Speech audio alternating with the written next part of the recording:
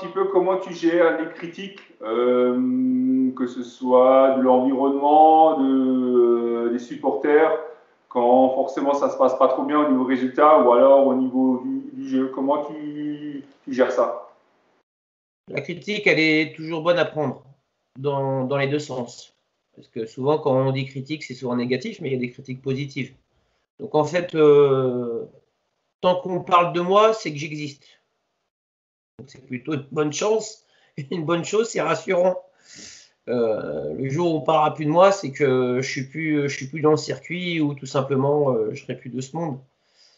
Donc voilà, la critique, elle est bonne à prendre, aussi bien d'un sens comme de l'autre. Je l'écoute.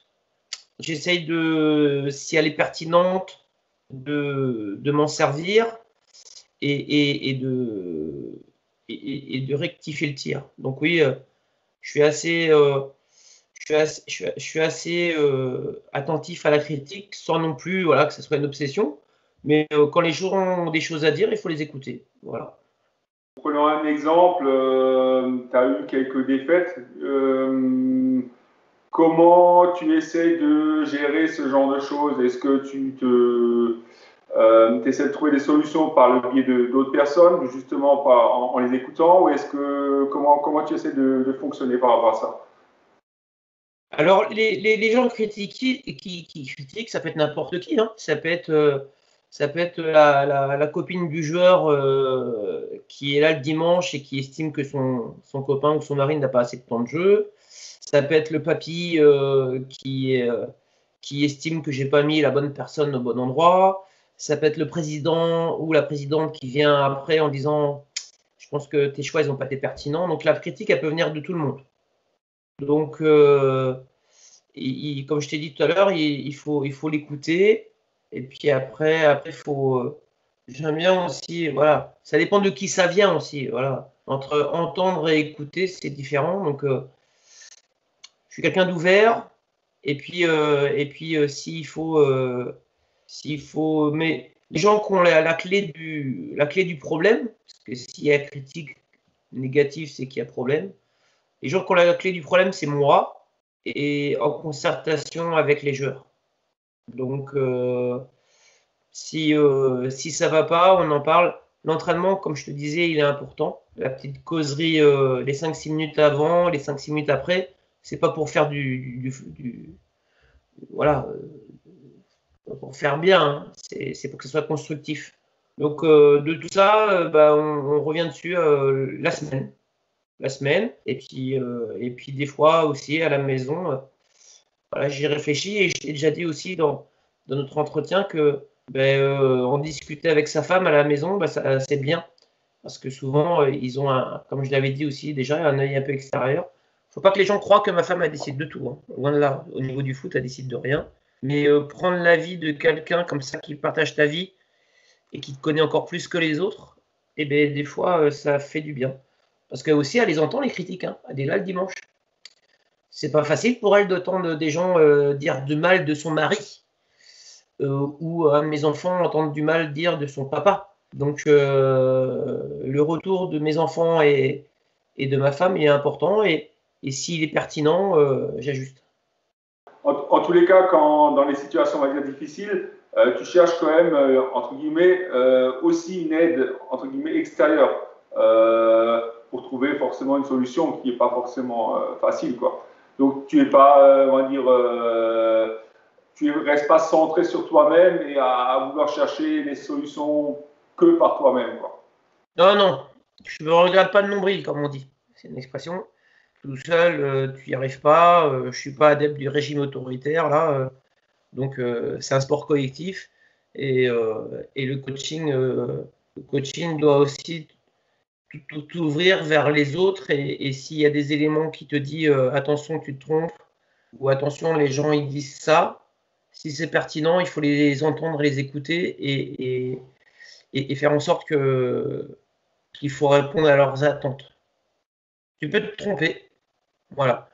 Euh, tu peux te tromper et il faut être humble et il faut avoir l'honnêteté de le dire aux joueurs. Voilà les gars, je me suis trompé, ça jacte un petit peu à côté, il y a des trucs intéressants qui se disent, donc Voilà, peut-être faire un peu autrement.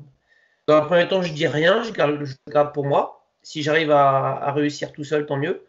Et s'il me faut de l'aide, je prends de l'aide. On va prendre un exemple peut-être un peu plus concret aussi. Ton expérience avec Oberhofen, c'est peut-être mal terminé. Comment tu t'es senti au moment où on t'a fait comprendre que tu ne faisais plus partie, entre guillemets, de l'avenir du club? Triste. Je me suis senti triste. Voilà. C'est triste de terminer une aventure humaine comme ça. Ça laisse des traces et elles sont encore présentes de toute façon. Je pense que dans l'entretien, à nombreuses reprises, j'en ai parlé du FC Oberhofen. Ça aurait été ailleurs, ça aurait peut-être pareil, c'est l'aventure humaine qui s'est terminée et c'est triste. Voilà, tu vois, encore ce matin, j'ai été courir avec 2 copains du foot du FC Oberhofen qui jouaient avec moi l'année dernière. J'ai envie de me rassurer en disant que finalement, tout n'est pas terminé. Voilà. D'accord. Est-ce que tu es triste du fait que l'aventure, entre guillemets, s'est terminée, ou est-ce que tu es plutôt triste par rapport à la façon dont ça s'est terminé?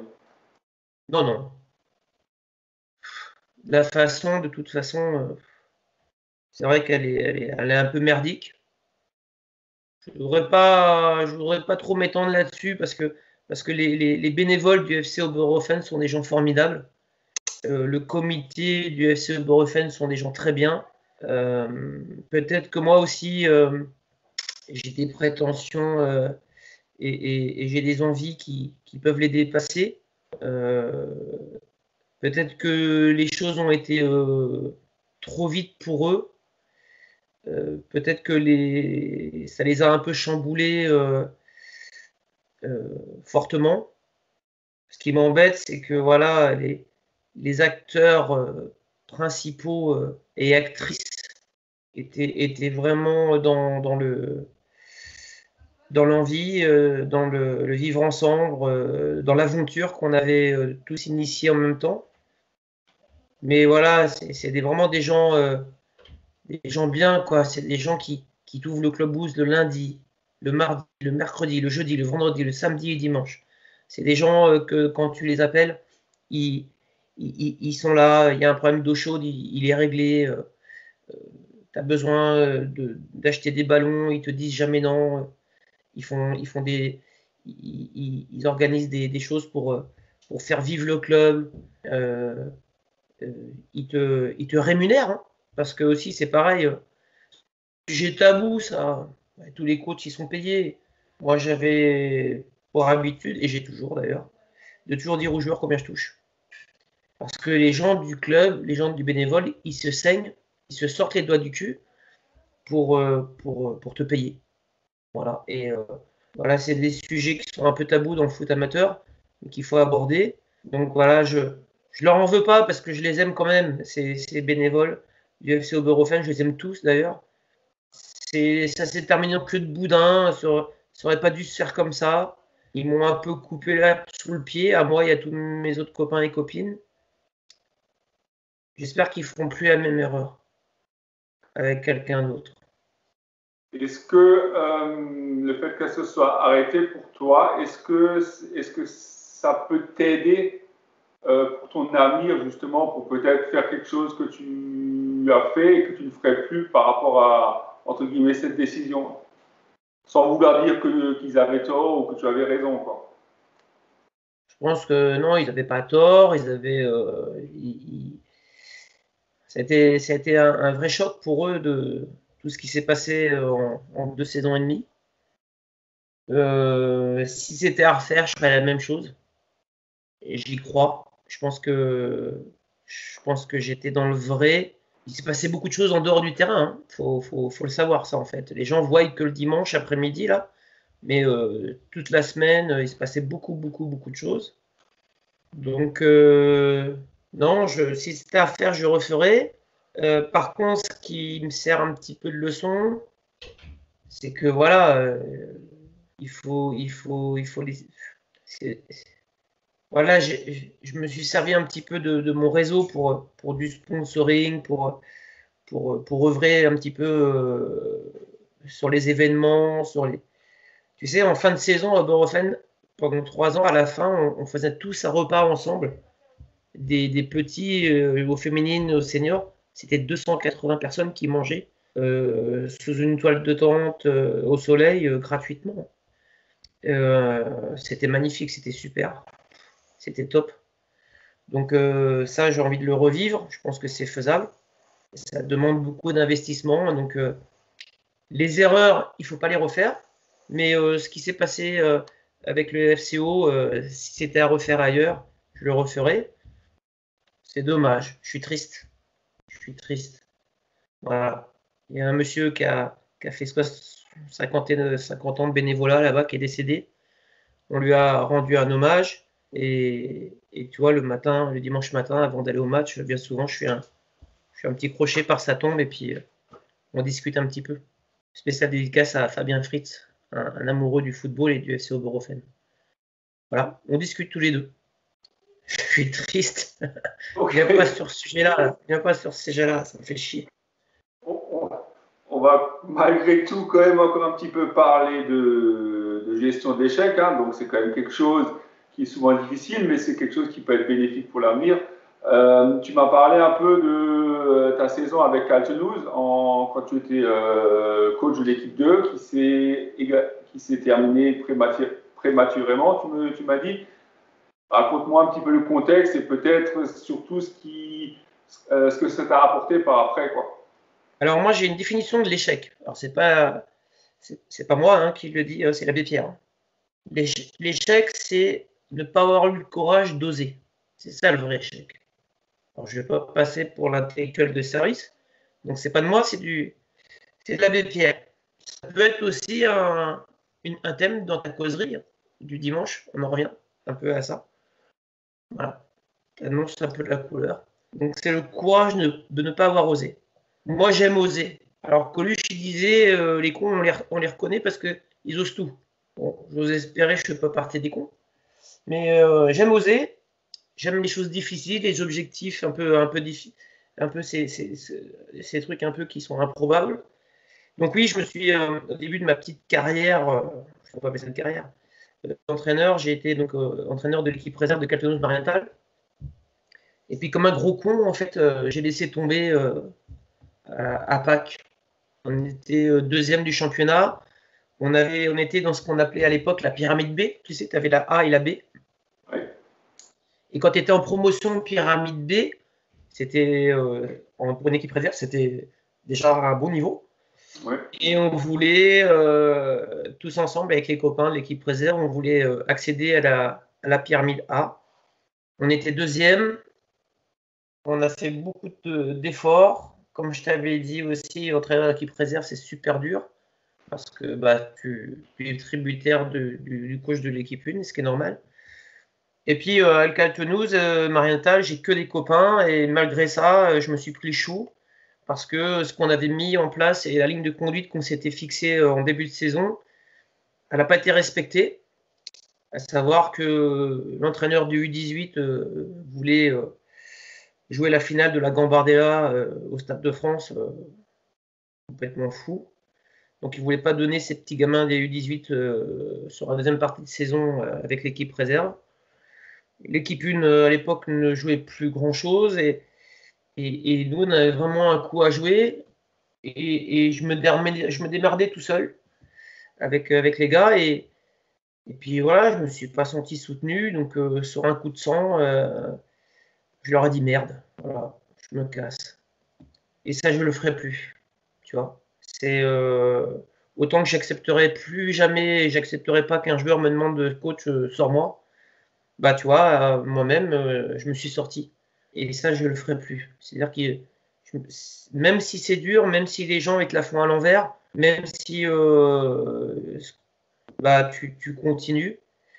Et donc j'ai quitté à Pâques et j'avais beaucoup de joueurs qui étaient d'accord avec moi. Hein. On avait fait une réunion, je me rappelle, un joueur cadre que je ne citerai pas, que j'aime beaucoup, on avait pleuré. Quand tu vois un mec de 37 piges avec plus de 30 ans au club, pleurer, ça remue. Et les jeunes joueurs voulaient arrêter, hein, parce qu'ils avaient bien senti l'injustice. Et moi, je leur ai demandé de continuer. Et j'ai été les voir tous les dimanches matins parce que l'équipe a été reprise par 2 mecs extraordinaires. Et ils ont fini deuxième, ils sont montés. Donc voilà, dans l'échec, il y a eu la réussite quelque part. Et j'ai demandé.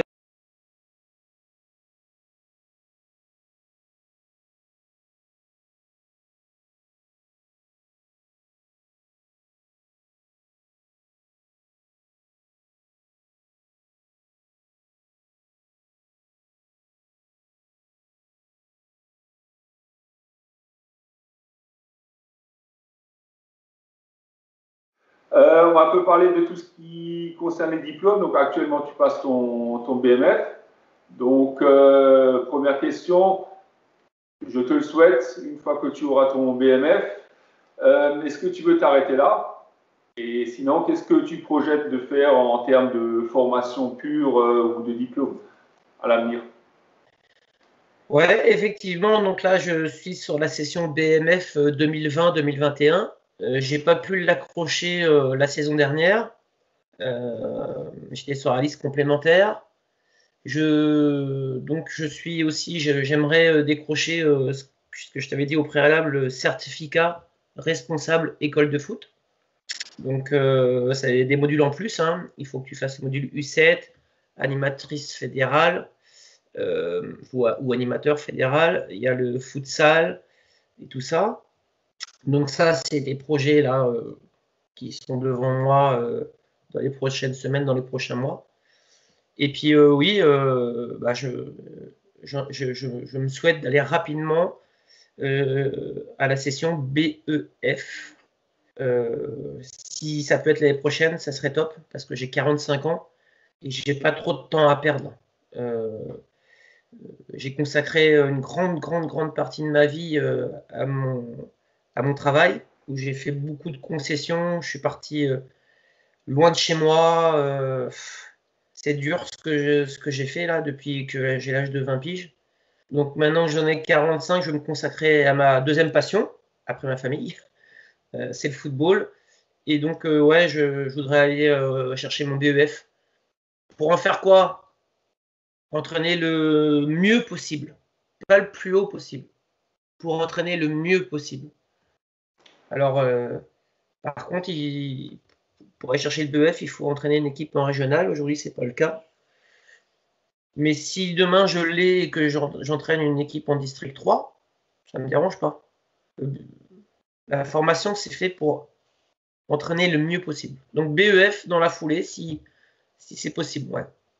Ok, donc si je comprends bien, le BEF, c'est pas pour toi quelque chose qui te permet de coacher à un certain niveau, mais c'est plutôt pour t'enrichir, on va dire, personnellement dans ta pratique, quoi. C'est plus dans ce sens-là, quoi. Parce Ouais.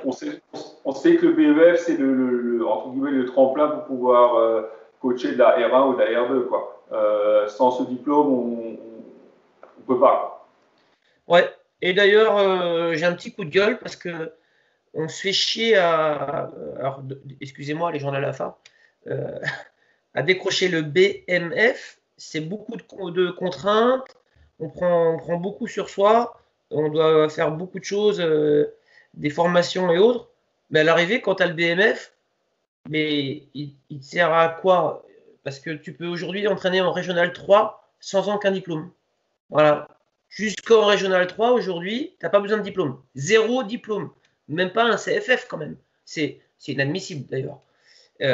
Par rapport à tous les copains qui sont emmerdés à payer 1800 balles et qui sont venus à 6 ou 7 semaines dans l'année. Donc moi je pense que la Ligue elle devrait réfléchir à ça. Et le BMF, alors tu t'enrichis, mais c'est le tremplin pour aller chercher le BEF, mis à part pour les joueurs qui ont joué à un certain niveau, qui n'ont pas besoin de passer par le BMF. Donc oui, le BEF, avec un BEF, tu peux entraîner en R2 ou en R1. Ils ont mis cette contrainte-là. Il y a des clubs de R2 et de R1 autour de Bichevillers, donc si un jour j'ai le BEF,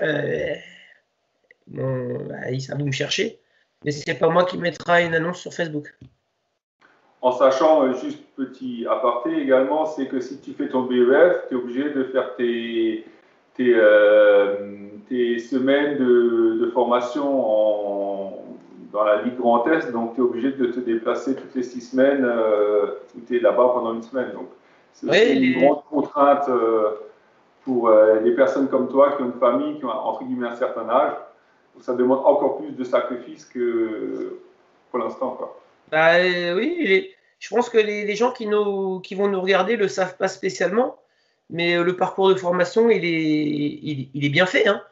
Mais ça demande quand même des contraintes. Et comme tu le dis très justement, le BEF, il ne se passe pas à Strasbourg, il se passe à Nancy. Et puis, mis à part ça, il faut se loger et tout. Donc ça va, moi j'ai des copains qui sont à l'antenne RAID de Nancy. On est des camarades, donc c'est pas trop le problème pour me loger, mais c'est vrai que c'est pas la portée de tous, hein, donc à voir. On va se concentrer sur le BMF et puis le certificat responsable école de foot cette année. Si je l'ai, voilà, je le fêterai indignement. Et puis, mais j'aimerais bien, ouais, dans la foulée, aller chercher le BEF si c'est possible. Et si j'en ai les capacités. Si j'en ai pas la capacité, je vais pas me faire chier à me postuler dessus. Donc, je poserai la question à mon tuteur de stage et autres. Et s'il me dit, ouais, vas-y, parce que tu peux le faire, j'irai. Sinon, j'irai pas. Est-ce que tu utilises d'autres sources pour te former, que ce soit des livres, ou est-ce que tu lis beaucoup sur les éducateurs, le coaching, l'environnement au niveau du foot? Et sinon, si oui, est-ce que tu as des exemples de livres, par exemple, que tu as lu récemment ou... Non. Non. Je n'ai pas de livre de chevet, moi. Voilà. Non, non. Je lis pas les bibles du football qui traînent sur le net, là. Question suivante. Donc, tu m'as parlé de BEF, donc de BMF. Qu'est-ce qui est pour toi le plus important, ou dans ta, entre guillemets, stratégie sur l'avenir? Est-ce que le projet est plus important ou le niveau que tu peux entraîner? Exemple, un projet intéressant, mais à un niveau moindre, donc pour une équipe senior, j'entends. Ou alors, comment tu vois la chose? Le projet, Christophe. Projet. Ouais, le projet.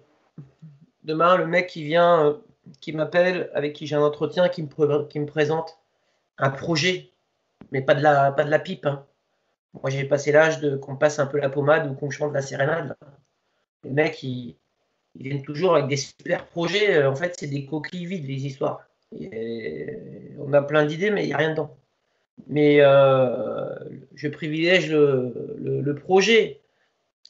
Voilà. Autant qu'avant, il y a quelques années, voilà, j'aurais pu peut-être me faire berner ou quitte à rester à la maison l'année prochaine ou l'année d'après, à ronger mon frein, hein, parce que ça va être le purgatoire pour moi. Mais maintenant, il me faut un projet, un vrai projet, voilà, sur minimum 3 ans. Comme je t'avais dit aussi après, 5 ans, c'est super, quoi. Si je suis pas bon au bout de 6 mois, le mec, il me dégage, hein. Parce que le gars, le président ou le gars qui est venu te contacter, il peut aussi se tromper. Mais si tu veux vraiment, vraiment, vraiment faire quelque chose de bien, mais ça peut être aussi une équipe qui est déjà à un certain niveau. Rien n'empêche d'avoir un projet. S'il y a un club de District 4 qui vient me voir avec un projet, ça m'intéresse, j'y vais. S'il y a un club de R2 qui vient me voir, si j'ai mon BEF qui me donne un projet, j'y vais. Mais un projet. Autre question qui n'a aucun rapport. Tu as un certain physique, hein, donc un peu atypique. Voilà, je pense que tu en es certainement conscient. Quand tu as accepté la mission des U18, est-ce que tu as eu peur par rapport au regard des jeunes? Est-ce que tu as eu des échos comme quoi il y aurait des appréhensions par rapport au fait que tu vas être coach de U18?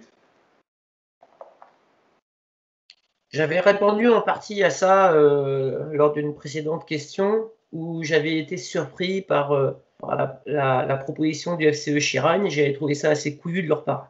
Parce que voilà, je me regarde dans la glace, hein, je me vois un peu faire. Et c'est vrai qu'aujourd'hui, pour venir démarcher le débile que je suis, il faut en avoir une petite paire entre les jambes. Parce que effectivement, comme tu dis, voilà, je peux faire peur, et encore plus à des gamins de 16 ans, quoi. Là où les gens ils se trompent, c'est que j'ai moi-même des enfants qui ont ou qui ont eu cet âge de l'adolescence. Donc voilà, je suis papa de 5 enfants, et j'ose espérer qu'ils soient bien élevés. Je les élève pas tout seul, hein, il y a ma femme bien sûr. Mais je l'ai ressenti quand on a mis au point une date où je devais rencontrer donc les joueurs et les parents à Chiragne. Donc c'était au mois de juin. D'ailleurs, j'étais hospitalisé à ce moment-là et j'ai tout fait pour sortir de l'hôpital pour participer à cette réunion. Il y avait du monde. Et je pense qu'il y avait beaucoup de curiosité de la part des gamins, mais aussi des parents. Parce qu'ils s'étaient renseignés, les parents, c'est normal. Quand t'es parent, tu te dis merde, je vais quand même donner mon gamin à un type plusieurs heures dans la semaine. C'est quelqu'un qui va lui parler dans le vestiaire, en dehors, il va lui apprendre quelque chose parce qu'il est éducateur. Donc j'ai senti une grosse curiosité de la part des parents. Certains, je pense, s'étaient venus voir un petit peu l'énergumène, un petit peu comme voilà la bête de foire là. Et je pense, et là il faudra que tu leur poses la question, mais je n'ai pas envie de répondre à leur place, que pour ceux qui avaient des a priori, ils en ont plus. Pour ceux qui étaient convaincus de la chose, ils sont super contents, et ça, il y en a certains qui viennent me le dire. Donc, j'ai pas assez de recul parce que j'ai passé que 2 mois avec eux, enfin 3 mois. Et je pense que et j'invite tous les gens à venir discuter, à parler, à essayer de me connaître et pas rester sur les a priori qu'on peut avoir du mec un peu spécial que je peux être. Ton métier, est-ce qu'il peut t'aider ou est-ce qu'il t'aide dans ta fonction d'éducateur? Ah ouais, 100%. C'est une force. Tu sais, aujourd'hui, les flics aujourd'hui, on en parle beaucoup. Souvent, pas spécialement bien d'ailleurs. Voilà, c'est comme ça. C'est comme ça. On est à l'image de la société. Et quand il y a un keuf qui merde, bah, c'est toute la profession qui est en pâtit. J'ai été militaire pendant 6 ans dans un régiment des forces spéciales à Orléans. Après ça, j'ai eu la chance d'être en bac, d'avoir réussi les tests du RAID et après de la BRI, des services prestigieux. Là, tu joues la Champions League. Donc, tu vis des choses particulières, avec des entraînements particuliers, avec une cohésion hors norme, parce que sinon, ça ne marche pas. Donc, en tant que coach, tu peux délivrer un message par rapport à ton vécu professionnel. Si tu veux réussir les tests pour entrer au RAID ou aller dans les forces spéciales, il faut te faire mal, hein. C'est dur. Et il n'y a personne qui t'entraîne. Et il y a beaucoup de... Moi, je me rappelle, hein, ça... je m'entraînais tout seul dans mon coin avec faire des trucs de fou. J'ai réussi, j'ai eu cette chance. Donc, bah, dans le football, bah, tu peux délivrer ce message. Et moi, comme je suis un keuf un peu spécial, bah, ça me dérange pas, moi, de discuter de tout ça avec les gars. Voilà. Mais par contre, quand je leur dis, les gars, bon, le bédo, là, fumez votre joint, mais vous le fumez pas devant les enfants, vous le fumez en dehors de l'enceinte sportive. Parce que c'est la réalité, hein. Il faut quand même qu'on se le dise, hein. Autant qu'on tolère des fois des mecs qui restent à 4 heures du matin au clubhouse et qui vont repartir avec 2-3 grammes, et ça me fait peur. Mais d'un autre côté, on ne tolère pas des mecs qui vont fumer leur spliff. Évidemment, c'est prohibé, c'est de la drogue. Donc moi, j'aborde le sujet avec les gars en début de saison. Et j'ai pas envie de faire le gendarme euh, au club. Moi, je suis éducateur de foot ou entraîneur de foot, je suis pas gendarme. Mais ça n'empêche pas d'aborder ce genre de sujet. Donc oui, ma fonction et mon vécu professionnel me permettent de véhiculer des messages. Ouais. Et donc, tu utilises aussi entre guillemets, ton travail comme à titre préventif aussi pour justement ce genre de sujet avec Team 18, que ce soit maintenant l'alcool ou la drogue ou d'autres thèmes, quoi. Est-ce que tu utilises ta fonction ou tes connaissances, entre guillemets, pour faire, comme dit, ce travail de prévention? Et c'est un vrai levier, Christophe. Avec les 18, comme je t'ai dit, j'ai pas encore beaucoup de recul. Et ils n'ont pas encore eu cette audace de venir vers moi pour aborder ce genre de choses. Mais pour certains joueurs, j'ai déjà remarqué voilà, que des choses et c'est moi qui leur en parle. Donc, mais c'est ce qui est valable pour un gamin de 17 piges est valable pour un mec de 25 ans. Hein. Voilà. Il ne faut pas se cacher derrière son nez, je te l'ai déjà dit. On nous parle de drogue, on nous parle de violence, on nous parle de tout ça, et puis à nous, coach, de se démerder. Bon, moi j'ai ma fonction et puis mon cursus professionnel surtout, qui me permet d'en parler, et je pense que je suis dans le vrai quand j'en parle. Voilà. Je vais pas blacklister un mec parce qu'il fume son joint. Parce qu'à côté de ça, il y a un mec qui va boire 10 whisky. C'est la réalité des choses. Moi, au clubhouse, comme je te disais, les gars, ils sortent, ils fument une chicha, hein, pas des joints. Hein. Faut pas que les gens ils croient n'importe quoi. Ils fument une chicha extérieure, d'autres, ils jouent à la play. Certains jouent au baby-foot. Les bénévoles, ils jouent aux cartes. Tu vois, il y a cette différence de génération. Mais chacun, il trouve son compte. Et puis, si j'en ai un ou deux qui s'écartent un peu pour fumer leur truc, je vais pas leur courir après et leur mettre une amende. Par contre, on va en parler. Si jamais ils sont dans l'excès. Encore une question, puisqu'il y a déjà eu quelques questions de ton capitaine Thibaut, même si je ne l'ai pas évoqué. Qu'est-ce que tu penses, peut-être rester un peu local ou au niveau du foot alsacien, qu'est-ce que tu penses du racisme dans le foot? Est-ce que pour toi, est-ce qu'il est présent? Est-ce que... Dis-moi un petit peu. Ça me fait vomir, Christophe. Ça me fait dégueuler, ça. C'est un terme que j'aime pas entendre. Et il est présent. Il est présent, faut arrêter de se cacher, là.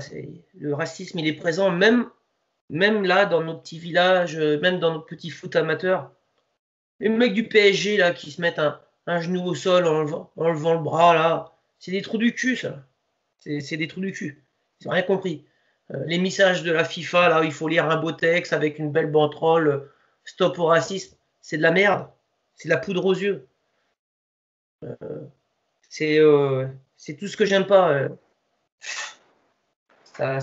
Et puis, chaque acte est propice à des polémiques. Voilà, tu vois, on est dans l'actualité. Marcus Thuram, il crache à la gueule à l'autre. C'est du racisme anti-blanc, ça y est, c'est parti. Même si c'est pas du racisme anti-blanc, le mec, il a pété un câble, et il a fait un geste qui doit pas se faire. Il faut qu'il ramasse, il faut qu'il mange, faut qu'il soit. J'ai un joueur qui a craché à la gueule à un arbitre. Et il a pris cher, le mec. J'ose espérer que le pauvre Marcus, il prenne autant, mais j'y crois pas. Pour la petite anecdote, il a pris 7 ans, le joueur qui a fait ça. C'était un joueur des Turcs de Bijulière. 7 ans. Je ne crois pas que Marcus Thuram, il va être 7 ans sans jouer, mais le racisme, il existe, Christophe, et il faut l'aborder comme ce que je viens de te dire avant. La violence, la cam, le shit, l'alcool. Voilà, il faut aborder ça avec les joueurs. J'aborde ça avec eux. Quand je te disais au début de notre entretien qu'à Oberhofen, c'était une équipe qui me ressemblait, bah oui, hein. Il y avait de l'Alsacien, du Normand, du Gitan, du Yéniche, de l'Arabe, du Camerounais et du Turc. C'est ça le sport. Mais en même temps, tout ce que je viens de t'énumérer, ils étaient joueurs du FC Oberhofen. Ils avaient un maillot, ils avaient un sac de sport, un survêtement qui portait avec fierté, quoi. Donc, voilà, comme je t'ai dit, on se dit tout. Moi, je suis normand, tatoué, flic, converti à l'islam. Et je bois mon picon. Ah bah. Et dans tout ce que je viens de te dire, il y a des choses qui sont complètement opposées. Et les gens qui veulent me juger, je les emmerde. Donc, c'est ça aussi, c'est une forme de racisme. Quand on voit la Miss France Alpes-Côte d'Azur ou je sais pas quoi, là, que son papa est juif et elle se fait défoncer sur les réseaux sociaux. Elle est belle en plus, tu vois, c'est une belle fille. Elle est venue jusqu'ici, elle porte un beau projet. Les gens, c'est des chiens. Et, et au sein du foot amateur, on ne traite pas le sujet, Christophe. Alors, je vais dire des choses, peut-être ça va paraître, ça va m'être préjudiciable, mais tant pis, je l'ai dit. Il y a eu le fait Scheid-Benart-Moterne. Les amateurs de foot alsaciens se rappellent. Ça a mal été géré par la Ligue, ça. C'est pas une histoire de racisme. On a opposé deux clubs qui avaient un projet commun, parce que, je ne sais pas si les gens le savent, mais les jeunes de Scheid-Benart et de Moterne étaient en entente. Ils n'y sont plus d'ailleurs. Et puis c'est un derby, merde alors. C'est ça les derbys. Il faut que ça serve à ça. Il y a du monde autour du terrain. Il y a du chauvinisme. Voilà, chacun est pour son village. Il y a les merguez, il y a la bière à côté et tout. Et puis il y a sûrement 2 ou 3 mecs qu'on déconne et c'est parti en cacahuète. Est-ce que la Ligue d'Alsace a bien géré ça? Pour moi, non. Tout le monde y est allé de son commentaire. La politique s'y en est mêlée et tout, les maires et tout. Moi, je connais les deux. Hein. Je connais Moterne, je connais Scheid-Benart. Oui, c'est vrai. L'équipe de Scheid-Benart, elle est un peu plus colorée que l'équipe de Moterne. Mais moi, j'aime ça.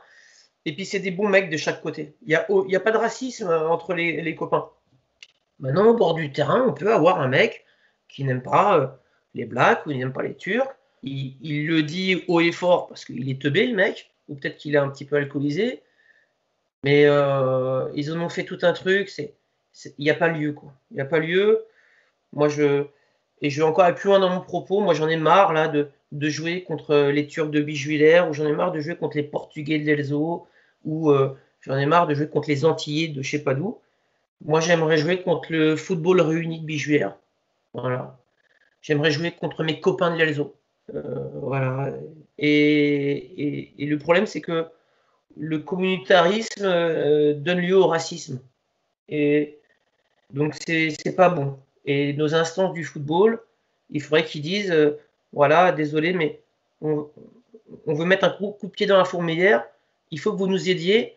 Est-ce qu'éventuellement, on ne pourrait pas trouver un autre nom à votre club? Vous gardez votre blason, vos couleurs, vos traditions, vous les gardez, il n'y a pas de problème. Mais on veut avancer. Ils nous font tout un tas de messages à la con, là, mais en fait, ils avancent pas. Voilà. Et ils mettent pas les 2 pieds dans le cambouis. Là. Enfin, les 2 mains dans le cambouis. Ça me gêne. Là, tu touches un sujet sensible. Hein. Moi, mon petit bonhomme, il a du sang algérien qui coule dans les veines. Moi, j'aime les gens et tous les gens, quoi. Donc, j'ai aussi fait en sorte d'arranger un peu les salades pour des jeunes Camerounais. Hein. On a de plus en plus de jeunes d'Afrique qui arrivent à Ensheim, là, où on leur a vendu du rêve. Et ils se retrouvent dans des clubs amateurs et à Emmaüs à Haguenau. Hein. Ils se retrouvent à Emmaüs à Haguenau. Hein. Il faut que les gens ils le sachent, ça. Hein. Donc, moi, le mec de chez Emmaüs et Haguenau, j'ai pas envie qu'il reste chez Emmaüs et Haguenau. Donc il vient à la maison un petit peu passer du temps. C'est dégueulasse. Voilà. Il faut pas. Mais ça existe. Et il faut qu'on fasse quelque chose. Donc, moi, tu vois, en 3-4 minutes, là, je t'ai dit un petit peu, moi, les propositions que je soumettrais si on me demandait mon avis. Elles sont peut-être assez fortes, parce que c'est vrai, hein, un club qui s'appelle d'une certaine façon depuis 25-30 ans, leur demander de changer. On verra si tout le monde va dans le même sens, parce que le racisme, il va dans les deux sens. Hein. Il y a du anti-blanc et anti-black ou anti-rebeu. Moi, maintenant que l'équipe de la ville, elle vienne pour en découdre avec l'équipe de la campagne, la classe, super. Une belle opposition, des mondes un peu différents. Mais le dénominateur commun, c'est le ballon. C'est l'amour du ballon, c'est le plaisir. Mais que pendant 90 minutes, on y va, on s'en met un peu. Et puis s'il y a des petits noms d'oiseaux sur le bord du terrain, c'est pas grave. C'est pas grave. C'est le football amateur ou même professionnel, on s'en fout. Par contre, après, on se serre la main, on va boire un coup, soit un coca pour ceux qui boivent pas d'alcool, soit une bonne binouse entre nous. Et là, on a mis un terme au racisme. Mais faut-il encore vouloir l'éradiquer et nos dirigeants, ils font à l'envers. Tu le vois aussi, toi qui es entre guillemets un ancien, que les gens, les joueurs de foot, ils ont changé. Comment tu vois un petit peu le joueur de foot lambda qui est moins intéressé par le foot, et comment tu vois éventuellement les perspectives, l'évolution du joueur dans les années à venir? On est à un tournant là. On est en 2020. Nos joueurs, Christophe, c'est la génération 2000. Hein, on est d'accord à peu près avec ça. À l'heure où je te parle, les mecs qui jouent au foot, ils ont entre, je parle pour les seniors, hein, ils ont entre 18 et 35 ans. Donc ils sont dans une génération où tout a été un peu facile pour eux. Tout est mis en place. Hein. Voilà. Les passeports, le sport à l'école, c'est pas le sport comme avant. Hein. Premier trimestre, avant, c'était endurance. Deuxième trimestre, c'était gymnastique. Troisième trimestre, c'était sport collectif, c'était handball. Aujourd'hui, les mecs, ils font musculation, ping-pong, badminton, et j'en passe. Ils pourraient faire du Scrabble, je crois qu'ils en feraient. Donc, on a une génération qui est un petit peu, qui est un peu privilégiée, et il faut leur faire remarquer ça. On a une génération de mecs qui sont plus passés par le service militaire, donc ils savent pas ce que c'est que la vie en collectivité, sortir un petit peu de chez papa et maman, prendre le train dans un monde inconnu, changer de région. Donc il faut s'adapter. Comme je te disais tout à l'heure, il n'y a pas si longtemps, avant au Clubhouse, il y avait un baby-foot et des cartes. Aujourd'hui, au Clubhouse, si tu veux que ton Clubhouse il vit, il faut une PlayStation. Il faut peut-être un petit truc à chicha. C'est pas de la drogue, hein. Vous m'écoutez bien les gens, c'est pas de la drogue la chicha. Hein. Et c'est là aussi qu'à Oberhofen j'aimais bien parce que aussi bien ou à Kaltenous Barenthal, bah, tu as des mecs qui jouent à la play et puis tu as d'autres, les plus anciens, qui jouent à la belote. Donc le foot d'aujourd'hui, il est intéressant, il est super. On a des super infrastructures en Alsace. Les gars, ils sont comme des coqs en pâte, ils ont des beaux survêtements, ils ont 2 paires de pompes, ils ont une paire de moulines, une paire de vissées. Ça a l'air de rien, mais il y a 30 ans, tu avais qu'une paire de godasses, hein, et puis elle te faisait 3-4 saisons. Hein. Les mecs, ils ont des tip-top, ils ont des petits protèges tibia comme ça. Le joueur d'aujourd'hui, il est beau. Les joueurs, souvent, le samedi matin, ils vont chez le coiffeur. C'est vrai, hein. Et le dimanche après-midi, c'est des beaux mecs que tu vois. Bon, voilà. Bon, moi, je préfère les nanas, mais le dimanche après-midi, les gars, le footballeur, il est beau. Il fait attention un petit peu à lui. On le voit bien, il y a un peu de culte du corps. Donc, c'est le footballeur de 2020. Moi, il me va bien. Ceux qui veulent faire de la tambouille avec le foot d'avant, ils ont perdu d'avance. Ils se trompent complètement. Alors là, il faut se servir évidemment de ces choses d'antan qui font notre richesse. Mais il faut être le joueur d'aujourd'hui, il est bien. Mais par contre, il faut être beaucoup, beaucoup, beaucoup dans la communication. Voilà. Et puis, il a envie d'être aimé ce jour-là. Il a envie qu'on s'intéresse à lui et tout ça. Et bah, tu vois, par exemple, moi, souvent les joueurs aujourd'hui, maintenant, ils se checkent entre eux. Même les joueuses, ils se checkent. Bah, voilà, c'est des choses qu'il faut qu'on voit. Moi, je serre la main ou j'embrasse. Je ne check pas. Moi, on m'appelle coach. C'est rare qu'on m'appelle Damien. C'est une question de respect. Donc, on peut être dans le monde de 2020 tout en ayant le respect de 1970. Voilà. Moi, j'ai envie qu'on me respecte comme on respectait un instituteur dans les années 1980. En tant que coach, hein, à l'entraînement, par exemple. Voilà. Je parle, tu t'es. Je dis, tu fais.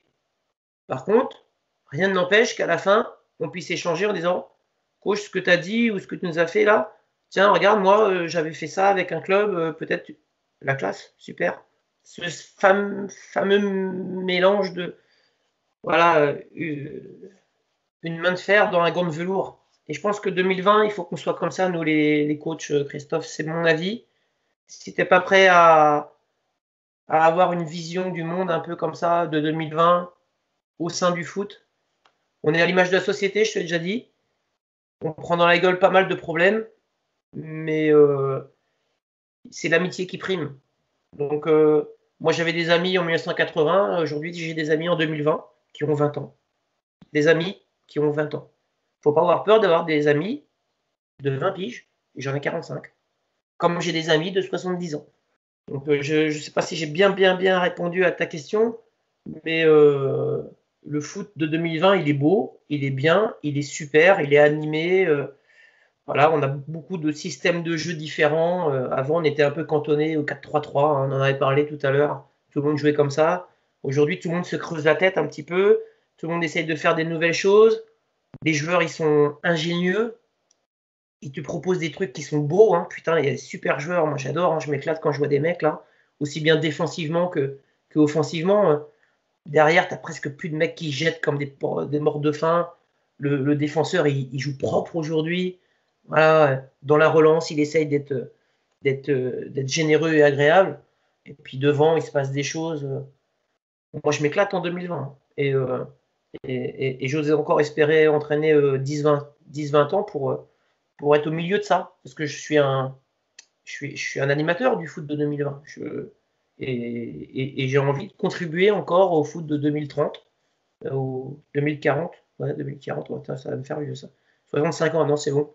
J'y serai encore, j'espère. Mais en tous les cas, ça demande de l'investissement et je dirais de la générosité dans l'effort en tant que coach. Parce qu'il faut que tu fasses beaucoup, je dirais même beaucoup plus que par le passé, quoi. Il y a vraiment un réel investissement, je dirais, de soi-même et envers les autres, ce qui n'était pas le cas il y a quelques années. Moi, je suis rincé. Je suis fatigué du football. Et j'aime ça. C'est des bonnes fatigues. C'est de la bonne fatigue. Mais comme tu as dit, c'est un vrai investissement. Les gens le voient et c'est ça qui m'est préjudiciable en fait à moi. Voilà. Si notre entretien il peut servir à ça en ma faveur, ma foi, j'aurais gagné ça. Les gens me jugent sur ce 15h, 17h le dimanche. C'est pas vrai, c'est pas représentatif. C'est en partie représentatif, mais c'est pas exactement comme je suis. C'est un investissement de dingue. Et j'aime ça. J'aime être collé au téléphone. Ma femme, des fois, elle me dit, tu me fais chier, tu me casses la tête avec ton foot. Mais j'aime ça.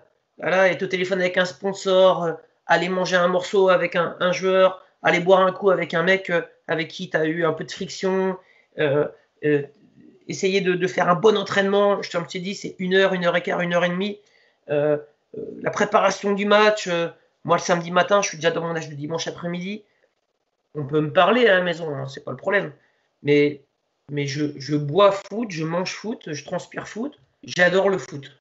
Et si t'es pas prêt à ça, en 2020, tu peux pas. Alors, certains, ils font mardi, jeudi, ou peut-être pas le mardi, ou ils font que le jeudi, ils font le dimanche, ils prennent leurs 600 boules là, et puis c'est bien comme ça. Moi, on me donne de l'argent, les bénévoles, ils se sortent les doigts du cul. Je me dois de leur offrir quelque chose de bien. Donc, j'y vais.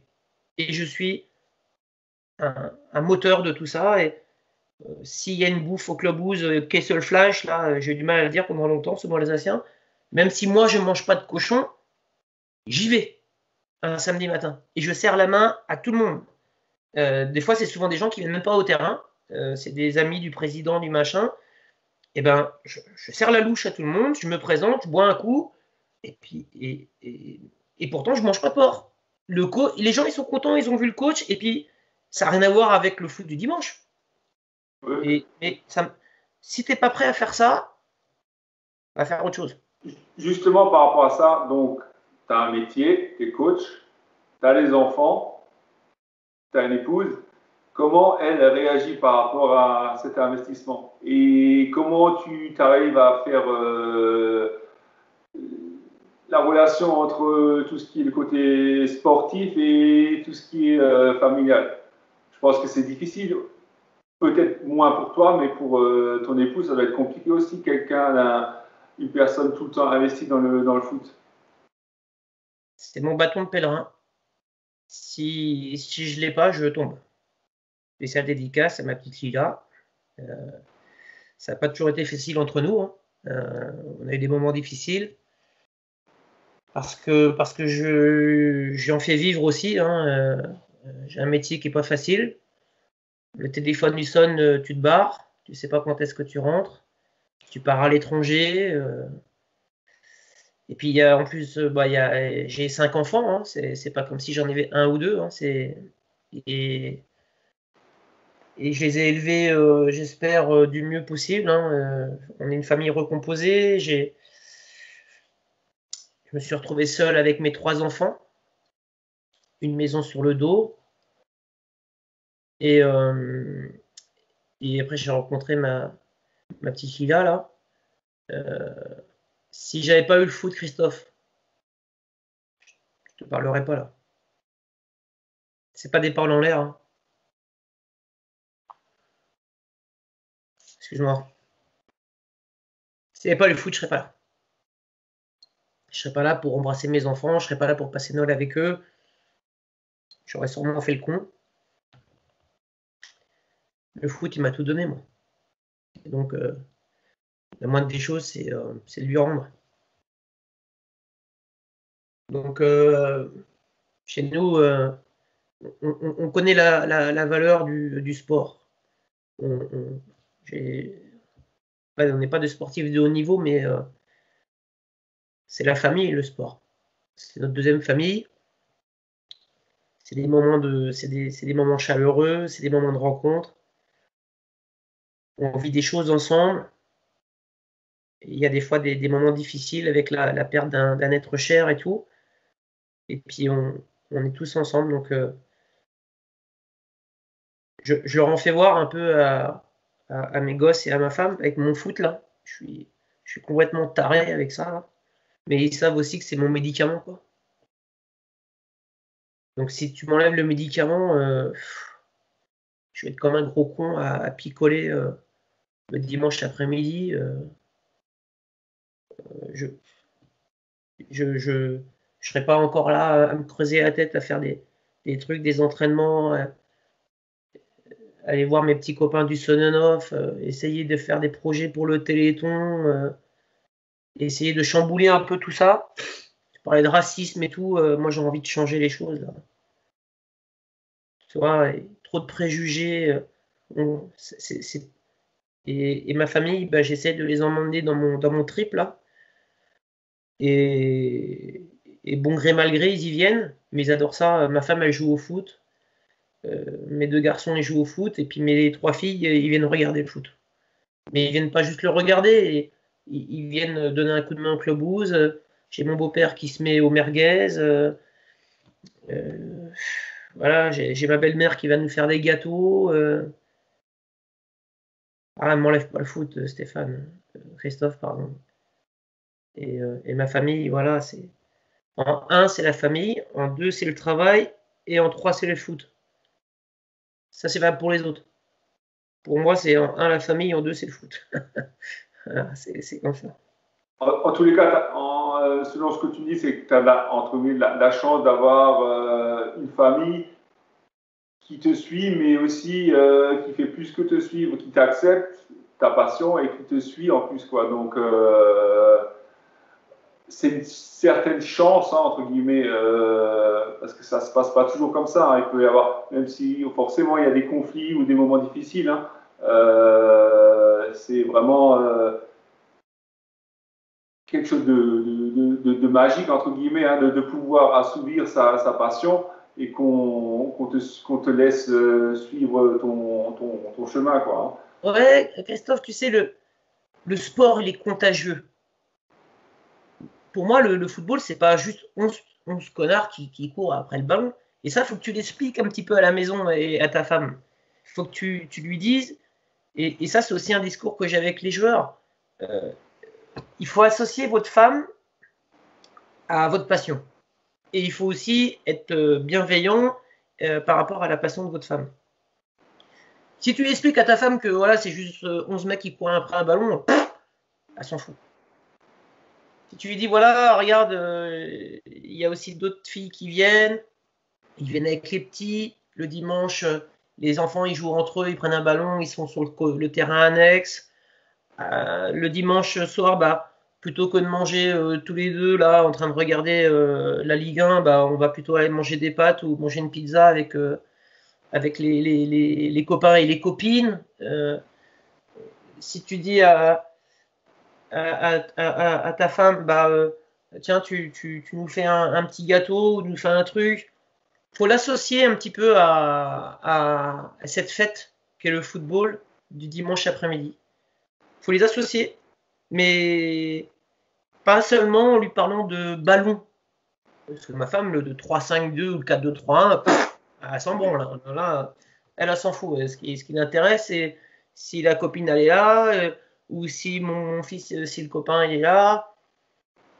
Et puis elle aime ça, quoi, je veux dire. Et puis, toi, on va se promener dans les petits villages alsaciens.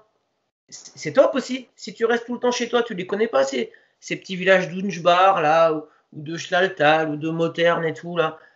Et ah tiens, vous faites le carnaval à Mottern, vous? Ah bon? Ah bah d'accord, ah bah toi je savais pas, mais ça peut se dire à travers un match de foot. Ah bah le week-end prochain c'est le carnaval. Ah bon, il y a un carnaval à Mottern? Moi je suis pas d'ici, donc je sais pas. Donc c'est la rencontre des gens. Donc faut associer ta femme à aller à la rencontre des gens. Et, euh, et peu importe le sport, hein, ça peut être le hand ou le tennis. Euh, après un match de tennis, il faut bien qu'il se passe quelque chose quand même. Putain, tu vas pas quand même rentrer chez toi avec ta raquette et faire ta douche tout seul. Non, putain, non, ça. On reste ensemble, on boit un coup, on mange un morceau, voilà. Et il faut associer ta femme et ta famille à ça. Même si elle aime pas le foot. Parce que là, on parle pas de foot. On parle de temps. Ensemble. Moins de convivialité. Je ne m'étendrai pas sur le sujet, chez moi c'est encore compliqué, donc on va en rester là. Chacun pour sa croix. Dernière question, est-ce que tu as une anecdote, un truc marrant qui t'est arrivé quand tu étais coach ou sur un match où tu as joué, ou quelque chose que tu as vu avec un joueur, un bénévole, peu importe, quelque chose, une anecdote qui t'a marqué, peut-être de joyeux pour terminer sur entre guillemets, une bonne note? Ouais. Ouais, bon. Ouais, je suis con aussi, moi, mais bon, c'est comme ça. On est allé jouer quelque part, je vais pas dire le nom parce que voilà, ça me dérange. Et puis le bénévole qui nous reçoit, il est sympa, mec. Hein. Bon petit bénévole de club de village. Je crois que c'était le jour du Mestier en plus. Mais je vois au bout de 2 minutes qu'il est fumé, le mec. Je pense que le Mestier, il a démarré un peu trop tôt et quand il nous ouvre les portes du vestiaire et tout, je vois qu'il a un coup, quoi. Il a sa dose. Et donc voilà, bon, c'en est même marrant. On en rigole un peu avec les copains. Sauf que ce qui est moins marrant, c'est que c'est lui qui est pas l'arbitre de la rencontre, mais c'est lui qui est arbitre de touche. Ah punaise. Toute la première mi-temps, il nous a fait un cinéma. Ouais, mais il était fumé, le mec, tu vois. Il était plus marrant que con. Et j'ai dit, alors il se prend le chou avec nos supporters, il veut signaler des hors-jeu, alors que bon, déjà il n'y est pas habilité, puis en plus, il est à la ramasse complète. Et donc à la mi-temps, parce que je suis un con aussi, moi je vais voir l'arbitre de la rencontre, j'ai dit écoutez, hein, monsieur, si vous me sortez pas l'arbitre assistant là, je reprends pas je reprends pas le match. Alors l'arbitre, parce que bon, on a parlé de rapport que j'ai avec les arbitres. Et là, il se dit, putain, mais il me fait quoi encore celui-là, Gauthier là? J'ai dit, écoutez, monsieur l'arbitre, s'il continue à arbitrer, votre assistant, je ne reprends pas le match. Alors après, il faut expliquer au mec. Ça c'est dur. Il faut que tu expliques au bénévole qui a 40 ans de club qu'il faut qu'il laisse le drapeau de touche parce que l'entraîneur adverse, sinon il ne reprend pas la rencontre. Bon, il était compréhensif. À l'arrivée, à la fin du match, on a bu un coup ensemble. Tout c'est bien fini, quoi. Les joyeux districts. Ouais, voilà, c'est ça. Ouais. Tu vois, il s'était pas fâché, moi non plus. Voilà, et du coup, après, j'ai payé un coup. Bon, il avait le compte, hein, mais j'ai payé quand même. Voilà, c'est une petite anecdote sympa. C'est aussi un trait de mon caractère, tu vois. Voilà. Et j'y repense souvent et j'espère que je le rencontrerai là, bientôt, ce monsieur. Il était gentil.